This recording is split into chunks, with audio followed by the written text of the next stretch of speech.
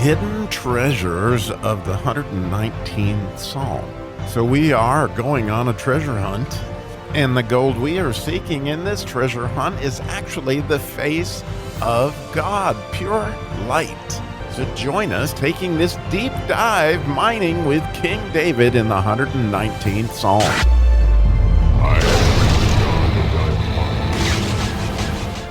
Oh, I can't tell you how happy I am today that once again I followed the directing of the Holy Spirit and waited to record this episode till this morning, because last night I had an opportunity to do it, and I thought, well, let me just study this particular verse a little bit more, and I'm so glad that I did, because God gave me just a phenomenal understanding this morning. Oh my goodness.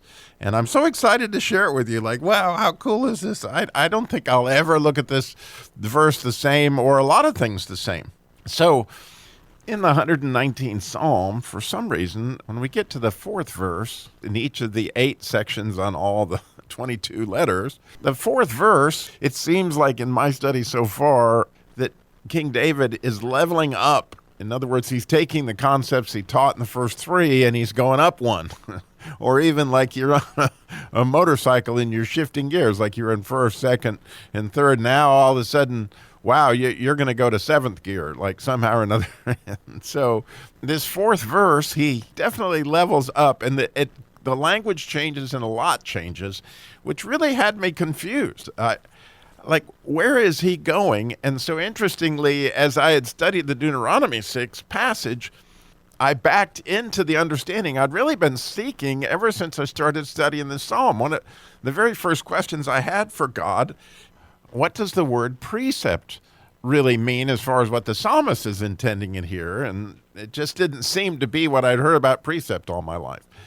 And so this question has been burning in my heart, and I'm so glad it remained burning until this morning, when finally I think the Holy Spirit kind of guided me to how to get there. So the actual verse reads, "Thou hast commanded us to keep thy precepts diligently." That's the way it reads in the King James Version. And so I was like, how did we go from this idea of blessed to all of a sudden thou hast commanded us?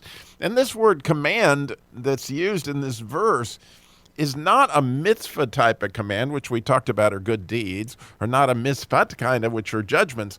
This is actually something that someone would command you, tell you, okay, it's time to go take out the trash. This is a command. And so when he's saying studying commandments and all these things throughout the psalm, those are all the different kind of commandments we've talked about. But this command is like he's directing you to do something, which has to be a critical piece of the puzzle when you're trying to back into what does the word precepts mean. So I knew that here we had this word command in Hebrew, which was different than any of the other words that he uses about commandments. They're very specific, like, I told you to do this right. And then it says to keep my precepts diligently, which that is the Hebrew word miod. And so the word precepts in Hebrew is pekudim.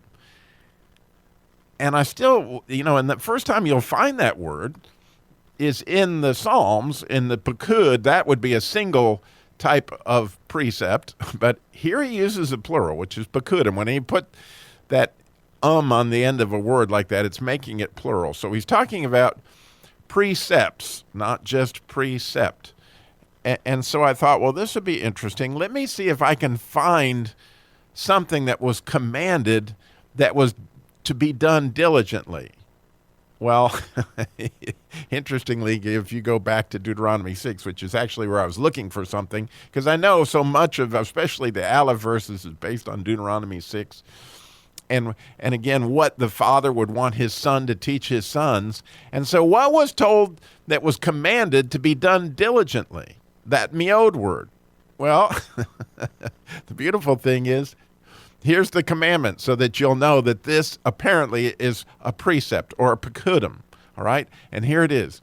Love the Lord your God with all your heart, with all your soul, and with all your might, is the way it's translated in the King James Version. That word might right there, that's the same word as diligently, right?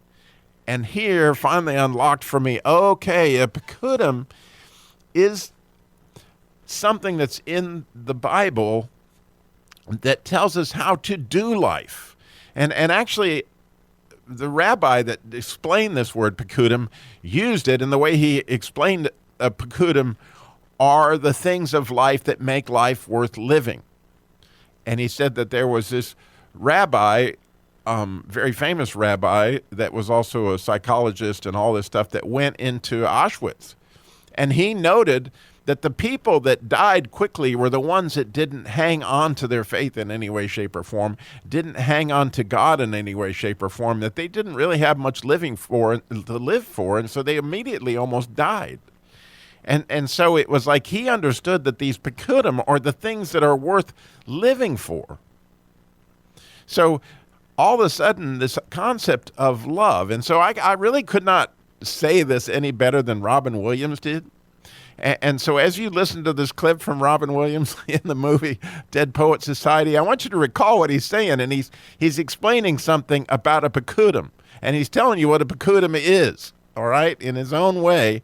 But the beautiful thing is, at the beginning of it, he says, huddle up, which when you look at the word pekud, which is the root word of the idea of precepts here, it has to do with mustering, coming together, and it really has to do with the face of God. Well, when you think about loving God, you really have to go into a relationship with him. So as God has commanded us to love him diligently, in this case, love him with all our might, the interesting thing about that command is it really, really levels you up.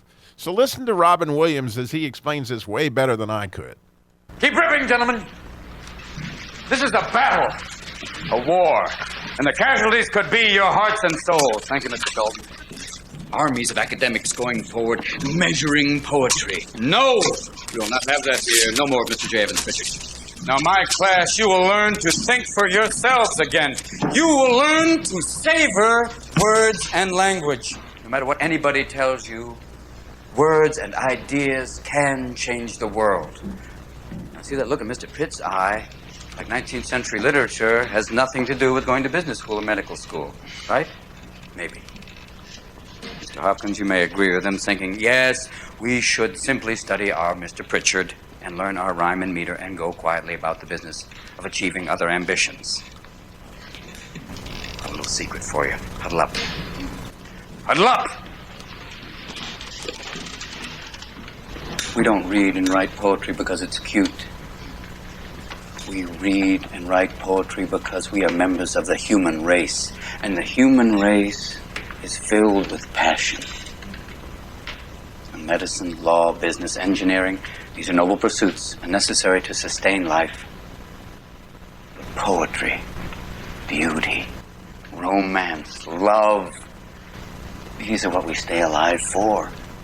So now we're given this understanding that the pekudim, these particular type of commandments, because he's commanded him to love the Lord your God with all your heart, with all your soul. And again, that word diligently, with all my might, I'm supposed to keep these pekudim, which is love. And so when we think about it, these pekudim are all through the Bible, right? When Paul was explaining to husbands to love their wives, right? This is a pekudim. This is a mustering together. This is something to make life worth living. Or when Jesus gave us the commandment, here's this commandment I'm going to leave with you, love one another, right? Again, this whole mustering, this is what makes life worth living. Or the commandment, right? Don't forsake your gathering of yourself together. That's a pekudim.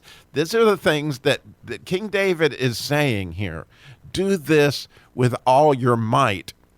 And then add to this when you think about it, right? This is something that King David was saying, this is of the father, that fathers were to teach their sons and their sons were to teach their sons, etc. Can you imagine your own children, right? Teaching their children to love with all their might, right? With diligence. Like with all you've got, give it to your marriage. With all you've got, give it to your kids. With all you've got, give it to God. If you start there, man, you will certainly, right? You're shifting into seventh gear by all means as we come into this fourth verse in Psalms 119.